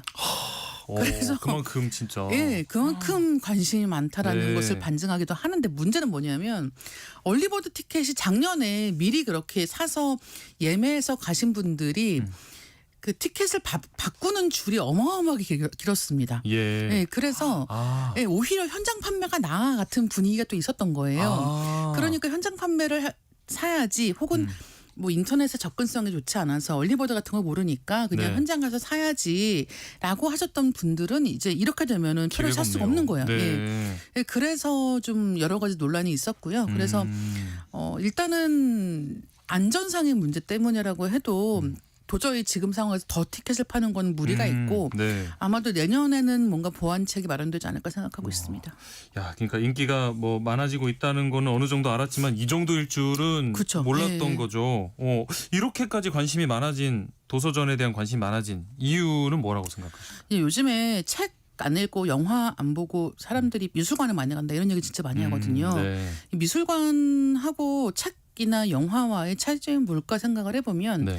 이 체험형이라고 하는 거예요. 그러니까 그냥 혼자 즐기고 끝나는 게 아니라 직접 무언가를 하고 사진도 찍을 수 있고 네. 친구들하고 같이 즐길 수 있고 이런 식의 체험형이라고 하는 건데 네. 이 도서전이라고 하는 행사는 책과 관련된 행사 중에서 가장 체험형에 가까운 그렇죠. 가장 많은 이벤트가 있는 이제 그런 행사라고 보시면 될 것 같고요. 네. 그리고 이런 연장선에서 최근에 불교 박람회 인기 있는 거 혹시 아시나요? 불교 박람회요? 예, 불교 박람회가 불자 들고 가는 게 없이 네. 그냥 젊은 이런 사람들이 많이 가요. 그래서 불교 박람회에 가서 굿즈 사고 이런 것들이 굉장히 인기가 있습니다. 네. 그래서 이런 식으로 최근엔 이런 박람회 종류의 행사들이 특히 또 인기가 많기 때문에 도서전 같은 경우도 그 맥락에서 사람들이 많이 가고 있는 거 아닌가 생각하게 되는 거죠. 그러면은 이렇게 인기가 많은 도서전에서 볼거리는 또 어떤 게 있는지 궁금한데 아무래도 뭐 북토크 프로그램들이 그쵸. 많이 있겠죠? 북토크가 정말 많이 준비가 되어 있고요. 네. 일단 서울국제도서전에서 그 북토크 행사라고 하면 도서전 쪽에서 주최하는, 그러니까 도서전 내부에 큰 그 강연홀 같은 게 몇 개가 있습니다. 네. 그래서 거기에서 열리는 행사들이 있고요. 또 다른 걸로는 그 출판사들마다 자기네 부스에서 하는 행사가 또 있어요. 아하. 그래서 일단은 어느 쪽이든 사실 언제 도서전에 가셔도 어디선가는 행사를 하고 있다라고 생각하셔도 되기 때문에 예. 일단 여기저기 구경을 하시면서 찾아보시는 것도 방법일 것 같고요. 네. 한국 작가로는 뭐 김주혜 작가, 그러니까 톨스토이 문학상을 수상한 김주혜 작가를 비롯해서 김금희, 김초엽, 정보라, 천선란, 한유주, 김동식 작가들이 참여하고 있고요. 중국의 SF 작가인 청징보, 저우원, 일본 소설가 다카노 카즈아키도 이번에 참여를 하고 있습니다. 그래서 예. 여러 가지 프로그램들이 있고 또 작가님들도 많이 오시지만 영화 감독 박찬욱 감독님도 오시거든요. 네. 그래서 행사가 있기 때문에 이런 것들은 한번 찾아보시면 좋을 것 같습니다. 그 청취자분 가운데서 뭐 책을 워낙 좋아해서 이런 도서전 꼭 가보고 싶은데 관계자가 아니어도 일반인도 가볼 수 있나요?라고 하셨는데요. 그럼요. 예. 티켓이 지금은 살 수가 없는 구할 수 상황인 게 없는 문제인 분들, 거죠. 예. 그런 분들은 이제 다음을 노려보셔야 될 것 같고요. 그렇습니다. 이 북토크를 할 때 그러면 관람객들이 직접 작가에게 뭐 질문할 수 있는 기회도 있을까요? 네, 보통 한 1시간 정도 토크를 하는데요. 네. 한 40분 정도 이제 그 연사하고 진행자가 이야기를 나누고 한 20분 정도는 객석 질문을 받습니다. 그래서 그때 질문을 해주시면 여러 가지 토크에서 참여하는 것도 가능하다라고 보시면 될 것 같습니다. 네, 그러면 그렇게 좀 뭔가 북토크에 참여를 하기 위해서는 기본적으로 좀 책을 읽고 네. 가야겠죠. 그게 제일 좋은데요. 네. 사실 이 도서전에서 토크를 할 때 적지 않은 경우가 네. 도서전 때 나오는 신간을 가지고 토크를 해요. 아하. 그러니까 미리 읽을 수 있는 시간적 여유가 없는 경우가 그렇죠, 되게 많은 그렇죠. 거죠. 네. 근데 이제 그런 경우에는 토크 내용 들으시면서 생각나는 그냥. 것들을 질문 주시면 되고요. 또 네. 한 가지는 어쨌든 그 책은 미리 읽어볼 수는 없었지만 네. 이 도서전 당일에 그 출판사 부스에서 판매는 하고 있습니다. 그래서 판매하는 책을 사서 가시면 네. 토크 끝난 다음에 작가님 사인 받으실 수 오, 있으니까 네네. 이런 것들은 놓치지 않으시면 좋을 것 같아요. 조금 미리 일찍 가서 뭐 앞이라도 조금 읽고 그렇죠. 그럼 질문도 제일 하나 좋죠. 던지고 네네네. 사인도 받고 하면 그쵸. 완벽하겠네요. 네.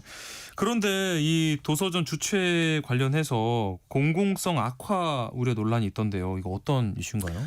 이 원래 도서전이 그 문화체육관광부의 후원을 받아서 대한출판문화협회가 주최하는 방식으로 진행이 쭉 되어 왔습니다. 네. 그런데 문체부가 2023년에 수익금 관련 회계보고 과정에서 문제가 발견됐다면서 직접적인 보조금 지원을 아예 끊었어요. 이제 그러면서 이 계속해서 이 도서전을 진행하기 위해서 이 출판문화협회 쪽에서 주식회사 서울국제도서전을 지난해 설립했습니다. 그러니까 이게 궁여지 책이기는 한데 네. 그럼에도 불구하고 도서전을 사유화하는 거 아니냐라는 식의 논란이 지금 이어지고 있는 상황이고요. 네. 그래서 이 서울국제도서전 사유화 반대연대에서는 특정 출판인들과 몇몇 서점이 주식회사 지분의 70%를 보유했다라고 이제 지적을 하고 있습니다. 네. 그러니까 공적 자산으로 키워온 도서전을 공공성 악화로 몰고 가는 거 아니냐라는 식의 논란이 있는 상황인데요. 네. 이제 그래서 뭐 이런 주식회사 체제에서는 도서전의 수익 창출 위주로 흐르는 거 아니냐라는 그런 그렇죠. 우려도 있는 상황입니다. 네. 일단은 이런 논란이 제기되고 이제 첫 번째 행사가 되는 거기 때문에 이 이후에 어떻게 이 상황이 이어질지는 두고 봐야 할 것 같습니다. 아무래도 이제 찾는 분들 입장에서도 뭔가 뭐 굿즈를 사거나 책을 사거나 할 때 비용을 조금 더 써야 되는 경우도 생길 수 있을 것 같고요. 뭐 근데 그렇지는 않을 거예요. 네, 그런가요? 그거는 아닌데 이제 다만 이렇게 도서전이 지금 정말 흥하는 분위기잖아요. 네네네네. 그러면 일단 참가 부스비가 올라간다든가. 그러니까 이를테면 이런 식으로 출판사들이 그 몫을 져야 하고 그렇죠, 그러면 그렇죠. 결국은 그 비용이 전가가 독자들에게 되고. 전가된다라는 네. 우려가 있는 상황이기 때문에 뭐 아직까지는 어떤 당장의 문제가 있는 것은 아니지만 네. 부디 이게 잘 좀 마무리가 되었으면 하는 그렇죠. 바람인 거죠. 오래 가기 위해서는 또 제대로 자리를 잡아야 될 테니까요. 네. 이번 도서전에서 좀 선보이는 책 중에서 좀 주목할 만한 책 혹시 있다면 몇 권 소개해 주시죠. 이 서울국제도서전에서는 항상 여름 첫 책이라고 해서 네. 요게 딱 여름에 하는 거잖아요. 네, 6월 네. 말이니까. 네. 그래서 여름 첫 책이라고 여름에 나오는 이 도서전에 처음 선보이는 책들을 아예 이렇게 딱 라인업을 해서 선을 보입니다. 네. 네, 그런 것들 중에서 최진영 작가의 내 주머니는 맑고 강풍이라든가 최강록 셰프의 요리를 한다는 것 같은 책도 있고요. 네. 박참새 시인의 탁월하게 서글픈 자의식 같은 책도 눈길을 끕니다. 뭐 이 중에서 혹시 특별하게 조금 더 소개해주고 싶은 책이 있으실까요? 저는 김주혜 작가님의 밤새들의 도시라고 하는 책이 굉장히 인상적이었는데요. 밤새들의 도시. 네네. 이번에 이 작가님이 강연을 하세요. 그래서 아. 우리가 끝끝내 예술을 붙잡는 이유라고 해서 강연을 하고 그다음에 이 작가님 같은 경우는 작은 땅의 야수들이라고 하는 책으로 2024년에 그 톨스토이 문학상을 수상했습니다. 네. 한국계 미국 작가예요. 네, 그래서 네. 정말 신기한 게 작은 땅의 야수들은 그냥 완전히 한국 얘기입니다. 한국 얘기인데 영어에서 한국어로 번역된 책이에요. 네, 그래서 특이하네요. 이제 어떻게 보면은 이 김주혜 작가의 작품들을 이야기를 할 때 한국에서의 평보다 앞서서 미국에서의 그런 호평들이 전해지는 이런 네. 방식으로 홍보가 되고 있다는 것도 이 작가님이 가지고 있는 굉장히 특이한 점이기도 하고 장점이기도 한 것 같습니다. 와, 아니 데뷔작으로 톨스토이 문학상을 받았다고 하니까 진짜 주목도 많이 받았을 것 같고 이번 작품이 그 이후로 8개월 만에 나온 작품이고요. 네, 이번 작품은 러시아 상트페테르부르크를 배경으로 하는 작품입니다. 주인공이 그 프리마 발레리나예요. 그래서 이 발레리나의 그 삶을 들여다보고 예술이란 무엇이고 어떻게 예술가는 단련되는가 하는 질문들에 대해서 작가가 답해가는 이야기라고 생각을 하시면 될 것 같습니다. 예. 네, 그래서 이 발레 원래 이 작가님이 발레를 굉장히 좋아하기도 하고 뭐 아마추어 발레리나이기도 하다는 거죠. 그래서 네. 그런 면에서 이 발레라는 것을 통해서 예술의 본질에 가닿고자 하는 작가님의 그런 탐구의식 같은 것들을 볼 수 있는 그런 새 책이고 굉장히 재밌습니다. 김주혜 작가의 밤새들의 도시이고요. 마지막으로 우리 그 도서전을 200% 즐길 수 있는 뭐 기자님만의 어떤 팁 있다면 우리 청취자 여러분들께 조금 공유를 해주시면 좋을 것 같습니다. 일단은 여러분이 가실 때 지금 표를 일단은 구매하셨어야 된다는 전제가 있는 있다는 부분에 돼야 한해서. 된다는 게 너무 아쉽습니다만 일단 만약에 굿즈가 중요하다라고 생각하시는 분이라면 굿즈판은 가능한 평일에 가능한 아침에 가셔야 돼요. 일찍 가셔야 됩니다. 왜냐하면 제가 작년에 토요일 날 보통은 이 굿즈 판매라고 하는 것도 한 번에 다 내놓고 팔진 않아요. 그러겠죠. 매일매일 네네. 나눠놓고 판단 말이에요. 그리고 주말 물량이 제일 많습니다. 네네. 그리고 제가 작년에 그 무슨 북커버를 사려고 토요일 날 아침 10시에 문 열자마자 들어갔는데 부스에 갔더니 이미 다 팔린 거예요. 100개가. 어떻게 열자마자 네, 열자마자 다 달려가는 거예요. 와. 그러니까 이런 식이기 때문에 네. 만약에 굿즈를 노리고 가시는 거다라고 하는 경우에는 내가 어느 부스에 갈 건지 이 부스 배치도 다 나와 있거든요. 미리 보시고 예습을 해야 되는군요. 예습을 하셔야 돼요.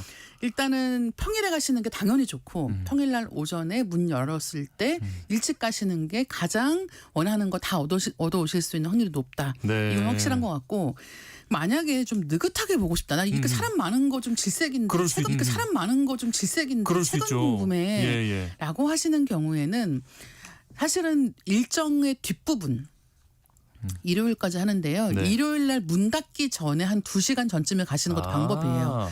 그러면 오히려 그러니까 굿즈 사러 사람들은 좀 다 빠지고 그렇죠. 문 닫을 때 되고 이러니까 오후 시간이니까 좀 느긋하게 보실 수 있는 확률이 높기는 하거든요. 근데 올해는 뭐 말씀드린 것처럼 워낙 사람들이 많이 몰릴 것으로 예상되기 때문에 네, 여러 가지 면에서 좀 물도 마실 거 미리 챙겨가고 이러시는 게 좋긴 할 거예요. 왜냐하면 네. 사람이 많이 모이면 워낙 그 행사장 자체가 넓지가 않기 때문에 좁은 부스 사이를 다니는 것 자체가 피곤합니다. 그렇죠, 네, 그렇죠. 그런 점들도 염두에 두시면 좋을 것 같습니다. 네. 운이 좋게도 티켓이 있으신 분들은 조금 미리 가셔서 부지런하게 원하시는 뭐 상품들도 잘 찾아보시고 좋은 시간 보내시면 좋겠고요. 저처럼 티켓을 구하지 못한 분들은 다음 기회에 내년을 한번 노려보시면 좋을 것 같습니다. 자, 오늘은 서울국제도서전에서 주목할 책들 알아봤습니다. 다음 주 월요일에도 이다혜 기자가 찍어놓은 북마크 공유해 드리겠습니다. 오늘 말씀 고맙습니다. 네, 감사합니다.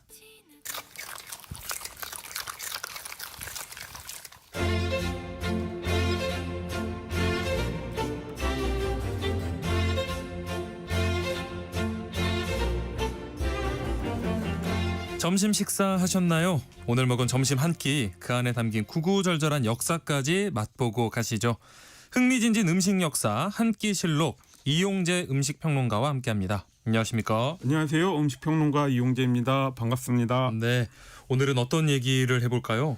네, 요즘 인건비가 부담된다고 해서 온갖 무인 생활 편의 시설들이 늘고 있습니다. 네네네. 뭐 무인 매장의 오랜 전통 빨래방을 비롯해서 몇 년 전부터 갑자기 등장해 편의점과 경쟁하는 아이스크림 가게가 있죠. 그렇죠, 그렇죠. 뭐 한편 서울 연희동에는 손님과의 믿음이 중요하다면서 개업할 때부터 무인 판매를 하는 빵집도 제가 하나 아는데 오, 네. 네, 꽤 오랫동안 이런 무인 가게 유행하기 전부터 뭐 7, 8년 이상 그렇게 운영을 그래요? 해가고 있습니다. 네. 뭐 카페도 상당히 늘었고요. 무인 카페 맞아요. 네네. 저희 동네에는 24시간 무인 중고 옷가게마저 있습니다. 옷 가게요? 네네네. 중고 옷가게인데요. 네. 참 누가 뭐 한 새벽 3시에 무인 매장으로 중고 옷을 사러 갈지 이게 지나갈 때마다 궁금해지는데요. 네. 하여간 뭐 그런 무인 매장도 있습니다. 예. 그러니까 조금 신기하죠. 더군다나 이제는 무인 식당도 전혀 낯설지 않습니다. 네. 직원이 없는 건 아니겠죠. 아무래도 음식을 만들어야 하니까요. 그렇죠. 하지만 사람이 손님 앞에 나타나지는 않기 때문에 키오스크에서 결제를 하고 자기가 알아서 밥과 국물, 김치를 이렇게 쟁반에 담아서 먹는 네. 곰탕집 뭐 이런 음식점도 등장하고 있습니다. 맞아요. 저도 이런 무인 식당 처음 갔을 때 좀 당황했었거든요. 아무도 없어서. 네네. 근데 최근에 국내 한 무인 식당이 온라인에서 좀 화제가 됐다고요. 네네. 그게 뭐 사실 뭐 상호만 말씀드리면 아실 업계 1, 2위를 다투는 햄버거 패스트푸드 프랜차이즈입니다. 예. 이게 서울 홍대 앞 지점인데요. 네. 키오스크로 이제 주문을 하고 대기를 하고 있으면 바로 문 뒤에서 보이지 않는 데서 직원이 조리를 해서 칸에 넣어주고요. 네. 그 번호를 모니터에 띄워줍니다. 뭐 120번 이런 식으로요. 네.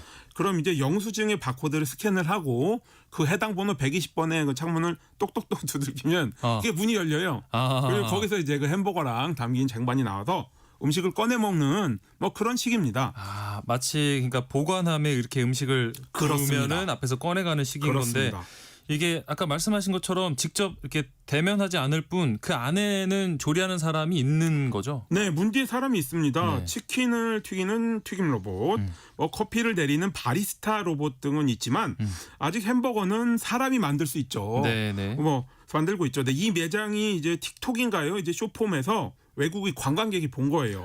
맞아요. 그래서 네. 이제 한국의 이런 문화가 너무 신기하다. 뭐 2050년 사이버펑크 미래다.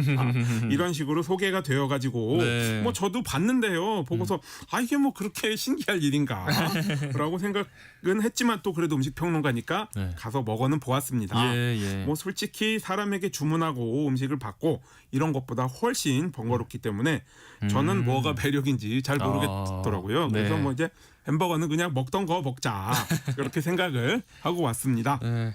사실은 이런 그 뭐 무인 식당뿐만 아니라 맨 처음에 키오스크가 등장했을 때만 해도 이거 사용하는데 어려워하는 분들 진짜 많았는데 무인 식당이 이렇게 계속해서 늘어나면 또 어떨지 모르겠어요. 사실 그 키오스크 무인 주문기요. 네. 이게 아직도 저는 우리 일상에 완전히 스며들었다. 이렇게 생각하지 않습니다. 예. 소비자에게 선택의 여지가 없이 뭐랄까요? 그냥 막 우겨넣은 느낌이 있어서 굶지 않으려고 우리가 써야 하는 그런 슬픈 현실이라고 생각을 합니다. 네. 뭐 제가 음식 평론가로서 또 한편으로는 인간을 위한 학문이라고 할 수 있는 건축 설계를 전공을 한 사람이거든요. 그러시군요. 그렇습니다. 네. 그래서 이제 키오스크의 현실을 늘 예의주시하고 있습니다. 네. 참 뭐 많은 이야기를 할 수 있겠습니다만 시간의 제약이 있으니까 몇 가지만 말씀을 드리자면 네. 일단 그 키오스크 무인 주문기 자체가 격에 맞지 않는 음식점도 참 많습니다. 오. 예를 들어서 이제 뭐 제가 맨날 지나다니는 동네에는 네. 한 끼에 3만 원 정도 수준인 장어 요리 전문점이 있어요. 오, 나름 고급이에요. 네, 고급이죠. 네. 네. 이런 곳도 보니까 이제 식당마다 주문기를 놓았더라고요. 근데 그런 걸 보면 가고 싶은 마음이 싹 없어집니다. 뭐 그 정도 가격대라면 사람이 주문을 받고 뭐 적절한 접객도 제공을 해야 한다고 음식 평론가는 그렇게 생각을 합니다. 네. 또한 이제 기계들의 수준도 보면 대체로 떨어집니다. 컴퓨터가 네. 엄청나게 발전해서 더 이상 발전할 구석이 없다고 하지만 이 키오스크의 컴퓨터들을 보면 오래 묵은 중고 컴퓨터의 느낌이 납니다. 느리게 돌아가기도 하고 예, 또 화면 예. 해상도도 엄청나게 떨어지죠. 네. 그리고 이제 인터페이스라고 하잖아요. 예. 사용자가 접한 이제 주문기 화면의 구성이랄지 또 눌러야 하는 버튼의 위치 이런 것들이 브랜드마다도 다르고 이러니까 네. 익숙하지 않으면 주문 자체가 전혀 즐겁지 않습니다. 네. 뭐 말씀을 드리자면 음식을 먹기도 전에 입맛을 버리는 그런 느낌이죠. 네. 그래도 주문기만 놓고 봐도 이런데 뭐 사람이 아예 보이지 않는 음식점이 과연 가서 먹고 싶은 곳이 될 수 있을까요? 뭐 패스트푸드나 저렴한 음식 정도는 가능할 수 있다고 봅니다만 네. 음식을 뭐 이제 아예 로봇이나 3D 프린터가 만들지 않는 이상 식당에 접객하는 사람들마저 배치하지 않는 건 저는 좀 무책임하다고 생각을 합니다. 오, 이렇게 좀 뭐 낯설거나 좀 불편하게 생각하시는 분들도 꽤 있으실 것 같은데 그런데 우리나라뿐만 아니고 해외 외식 업계에서도 이런 뭐 자동화 움직임이 계속되고 있다면서요. 네, 사실 뭐 사업가들의 입장에서는 비용을 줄이는 게 최대의 관심사죠. 네. 그리고 인건비가 가장 큰 비용이고요. 따라서 조금 과격하게 말하자면 사람을 대체하기 위한 기술 개발에 혈안이 되어 있다고 해도 지나친 말이 아닐 겁니다. 한국의 무인 계산대 자체가 마트에 도입된 게 몇 년 안 됐잖아요. 네네. 제가 미국에 20여 년 전 갔을 때 이미 마트에서 무인 계산대가 정착이 되어 있었어요. 예. 네, 그래서 뭐 한편으로 와 이거 되게 신기하다 이렇게 생각을 했으니까 네. 서양이 그만큼 앞서간다고 보긴 해야 되겠죠. 네네. 하여간 이런 맥락에서 조리 로봇의 개발과 적용이 본격적으로 이루어지고 있긴 합니다. 예를 들어 MIT 즉 미국 매사추세츠 공과대학 졸업생들이 이미 2018년에 볶음이 가능한 무인 기기로 조리하는 음식점을 열었습니다. 냄비를 이제 거의 수직으로 세워서 네. 그러니까 회전시키면서 조리를 하는 방식인데요. 네. 이게 뭐 그 중국의 후라이팬 같은 웍이라고 있지 않습니까? 이게 비슷한 원리입니다. 근데 이제 다만 이제 소스나 이제 양념 이런 간은 사람이 지나가면서 기기가 이렇게 계속 돌아가요. 약간 네. 빨래통 같은 느낌입니다. 네, 그럼 이제 재료가 드럼통처럼 드럼통처럼 돌아가면 사람이 양념을 넣어주는 그런 방식이고요. 네. 한편 이제 프랑스에서는 피자를 굽는 로봇이 등장을 했고요. 앞서 말씀드렸듯 한국에는 치킨을 튀기는 로봇팔이 있죠. 예. 최근에는 이제 그 대기업에서 시험적으로 운영하는 서울 우동집이 서울 종로에 문을 열었는데요. 네. 기본 메뉴 뭐 옛날 우동이 2,000원, 쇠고기 우동이 6,000원입니다. 요즘 예. 물가에 뭐 서울 한복판에서 기본 우동이 2,000원이라면 네네. 다들 먹으려고 줄을 설 것 같긴 한데요. 그러니까요. 이제 그러는 한편 이런 무인 식당과 로봇 조리 등의 출현으로 인해 일자리를 잃는 사람들도 늘어가고 있다. 이런 생각을 안 할 수가 없습니다. 맞아요. 이렇게 기대와 우려가 동시에 존재를 하는데 이런 이 무인 식당의 그러면 시초는 어디라고 할 수 있을까요? 네, 사실 앞서 말씀드린 홍대 앞의 그 무인 패스트푸드점이 네. 엄청나게 미래지향적인 것처럼 보이긴 하지만 이런 발상은 엄청나게 사실 오래됐습니다. 그래요? 1900년대도 아니고요. 무려 1895년까지 네, 거슬러 올라가죠. 1895년. 네네네. 네. 독일 베를린에서 탄생한 무인 식당 오토매트입니다. 이게 그러니까 뭐 무인 식당까지는 아니고 자동 판매기 정도였던 거죠? 네네네. 아. 사실 저 같은 세대는 옛날 커피 자판기에서 네. 야채 수프 팔았던 것도 기억을 하거든요. 그래서 이제 배고플 때 먹고 그럴 수 있었는데요. 네. 그것보다 더 원시적이라고 보실 수도 있습니다. 음식을 미리 만들어 채워놓고 동전을 넣고 꺼내 먹는 시기니까요. 그래서 사실 오토매트라는 명칭도 자동이라는 의미 오토매틱 우리 네네. 자동차와 네. 어원이 같습니다. 하여간 이런 오토매트가 베를린 동물원에 퀴사시나라는 이탈리아어 상호로 문을 열었는데요. 네. 영업 첫 월요일에 샌드위치 5,400개, 와인 등 주류 9,000잔, 우와. 커피는 무려 22,000잔을 팔았다고 합니다. 하루에. 예. 네, 말하자면 대박을 친 거죠. 네. 비대면이라 더 위생적일 수 있다라는 당시 인식이 크게 작용을 했다고 합니다. 이야, 아니 독일에서 이렇게 이 오토매트가 인기가 있었으면은 뭐 다른 나라로도 금방 이렇게 번졌겠는데요? 그렇습니다. 일단 유럽은 뭐 전체가 하나의 나라나 비슷하다 보니까 금방 퍼져나갔죠. 예. 1897년에는 벨기에 브뤼셀에서 열린 국제 박람회에 이 오토매트가 출연 및 시연되었고요. 네. 오스트리아 빈, 러시아 상트페테르스부르크 등에 잇따라 설치가 되었습니다. 와, 100년도 넘는 과거인데 이게 그러면은 바다 건너서 미국까지도 혹시 갔을까요? 네, 아무래도 유럽에서 좀 된다 싶으면 이 미국으로 진출을 해야 큰 시장에서 더 많은 돈을 벌 수가 있죠. 그렇죠, 그렇죠. 이게 또 요식 사업에 종사하고 있었던 미국의 프랑크 하다트라는 마침 독일계 미국인이 있었습니다. 그래서 이제 네. 어떻게 하면 뭔가 아이템을 하나 잡아서 호시탐탐 대박을 칠 기회만 보이면서 뭐 접시도 닫고 웨이터로 일도 하고 그렇게 살고 있었는데 이게 생각만큼 잘 풀리진 않았어요. 네. 그러다가 1888년 조셉 혼이라는 사업가의 광고를 봅니다. 요식업을 같이 할 파트너를 찾는다. 네. 뭐 이런 내용을 보고 내가 적격일 것 같다 지원을 해서 정말 같이 사업을 하게 되죠. 예. 그래서 처음에는 이제 보통의 즉 사람이 조리를 하고 음식을 내주는 이런 음식점을 열어서 조금씩 확장을 해 나갔습니다. 이 두 사람 프랑크 하다트와 조세폰이 이제 같이 일을 하다가 무인 식당을 운영하게 됐다는 거죠? 네, 무인 식당의 소문이 이제 대서양을 건너서 네. 미국까지 넘어온 가운데 마침 하다트가 1900년 독일 바이에른에서 오토매트를 경험해 보게 됩니다. 네. 그래서 앞서 말씀을 드린 퀴사시나의 기계를 사들여 오기로 했죠. 예. 그런데 이게 뭐 1900년대 초니까요. 요즘처럼 뭐 화물 운송기에 실어서 안전하게 하루 이틀 만에 바다를 건너오고 이럴 수가 없었습니다. 네네. 그래서 이제 당시로는 거액인 3만 달러를 지불을 하고 오토매트를 샀는데요. 네. 일단 제작에만 1년이 걸렸습니다. 1년이요? 네, 그래서 예. 1년 기다린 거죠. 네. 네, 그래서 기계가 완성이 되긴 했는데 또 비행기가 없으니까 증기선에 실어서 운송을 하다가 배가 충돌해서 침몰하는 사건이 아이고. 벌어집니다. 예. 다행히 뭐 보험을 들어놓아서 비용은 회수할 수 있었지만 네. 또 1년을 기다려서 기계를 받았는데 예. 이건 또 미국의 창고에서 폭발이 일어나가지고 아이고. 손상을 입는 등 정말 별의별 일이 다 있었습니다. 그렇게 뭐 1년, 2년 이렇게 기다려서 우여곡절 끝에 무인 레스토랑 열었고 그 반응은 그럼 어땠습니까? 네, 그래도 뭐 다행히 세 번째 기계까지는 기다리지 않고 두 번째 기계를 어떻게 고쳐서 1902년 6월 2일 필라델피아의 호넨 하다트라는 무인 레스토랑을 열었는데요. 네. 유럽에서 그렇듯 엄청난 인기를 누렸습니다. 예. 그래서 1905년부터 1912년까지 걸쳐서 4호점까지 엽니다. 오. 그리고 이 경험을 바탕으로 이제 주문을 안 하고 기계를 직접 만들어낼 수 있게 됐습니다. 네. 그래서 이제 하다트의 아들이 특허를 출원을 하고 이제 더 필라델피아보다 더 큰 도시인 뉴욕에도 진출을 하고 한참 잘 됐죠. 예. 앞서 말씀을 드렸지만 당시에는 사람의 손이 덜 닿으니까 음식이 훨씬 위생적일 것이다 이런 인식이 있었고요. 네. 또한 사람이 일하는 식당에서라면 아침에 먹을 수 없는 그런 음식을 먹을 수 있다는 장점도 있었습니다. 예를 들어서 파이 같은 음식, 즉 디저트는 유인 식당에서는 당시엔 아침에 안 내놓았거든요. 근데 이제 오토매트에서는 그냥 동전 넣고 꺼내 먹으면 되니까 먹을 수 있었죠. 이런 요소가 성공에 도움이 되었습니다. 뭐 시간대 상관없이 원하는 그런 뭐 디저트나 음식을 먹을 수 있다는 장점.